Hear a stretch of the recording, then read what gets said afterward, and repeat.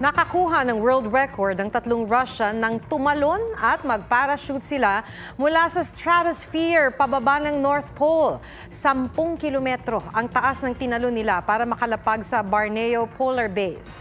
Dahil sa lamig sa ere, nagka-frostbite sila sa pisngi kahit nakasuot sila ng heated masks. Bukod sa pagkuha sa world record, layon din ng mission na makapag-set up ng prototype communication system sa Arctic region. Huwag magpahuli sa mga balitang dapat ninyong malaman. Mag-subscribe sa GMA Integrated News sa YouTube.